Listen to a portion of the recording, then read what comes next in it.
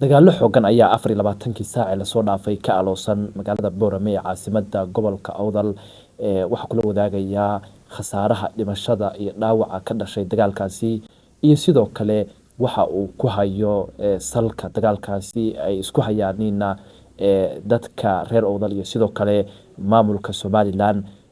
inta kula wadaagin qodobadan oo faahfaahsan wax ka codsan inay YouTube ku soo birto oo subscribe dhahdo muuqaalka laga saarto gambaleelkana furato si ay ku soo gaaraanin warbixinada maalinlaha ah ee ku saabsan deegaanada Soomaalida ee aan halkan ku soo gudbino haddii aan ku bilaabo dareenka dadkayga iyo shacabkayga aanu ka doorbidnayo dadka maanta intaan la aasin dadkoogii laayay aan raacino dhakhtarka yagan dhaawac ugu xumaabayaala qof kasta waxa laga tooganayaa madaxa kaliyaha wadnaha banaanbaxyo ballaaran ayaa 24 saac ee la soo dhaafay ka socda magaalada Boorame ee caasimadda gobolka Awdal kuwaas oo isku bedelay in ciidamada Somaliland iyo sidoo kale dadkii banaanbaxayay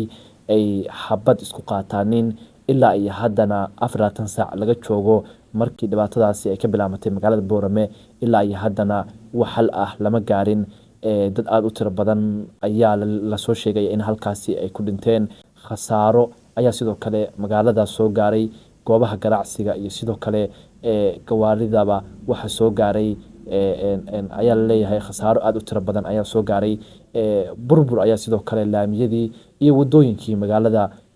ayay soo gaarsiiyeen dadkii banaanbaxayay ee ka soo horjeeday ciidamada Somaliland dadka shacabka ah ee banaanbaxaya xabad ku furayay haddaba su'aashu waxay tahay maxay tahay sababta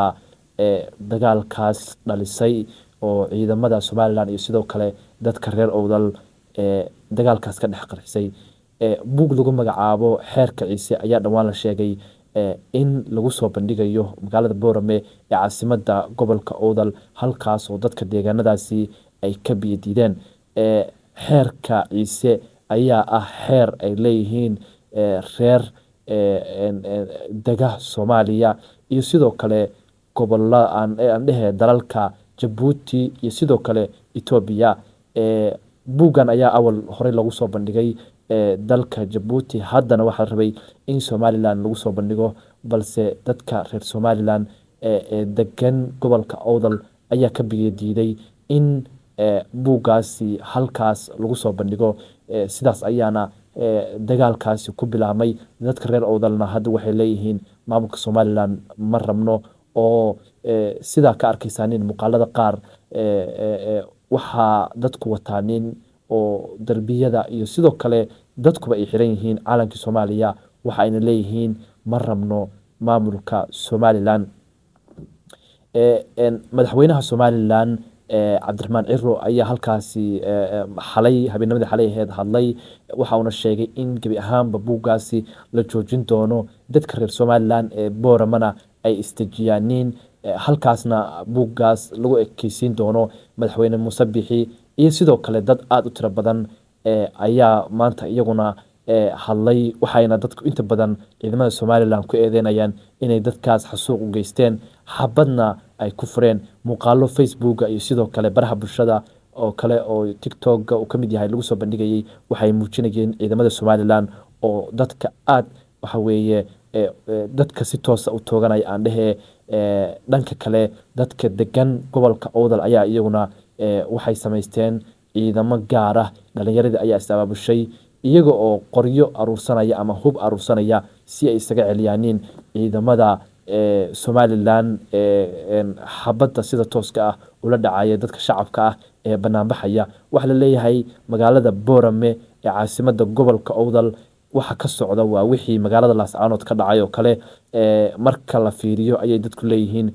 sida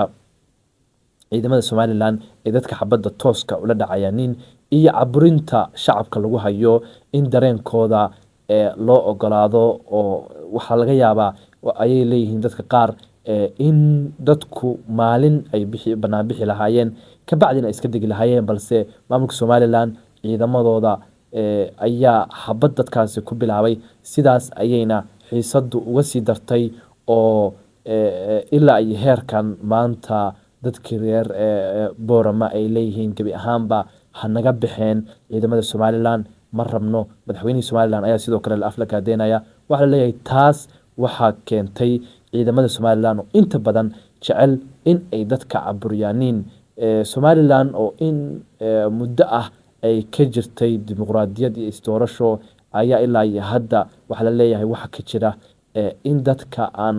xorriyad loo ogoleyn ama xorriyatul qowlka inay dadku hadlaaniin aan loo ogoleyn haddii ay dadkaas banaan bixi lahaayeen hawshaani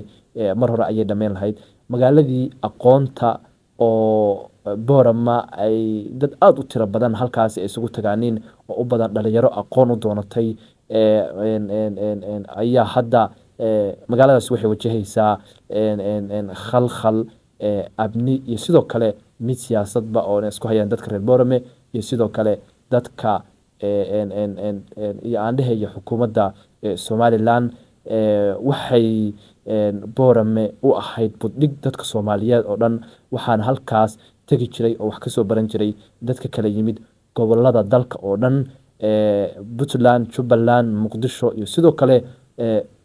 deegaanada kale Soomaalida ayaa dhammaan looga imaan jiray waxayna dadka Soomaalida u ahayd meel ay budhig u ah oo ay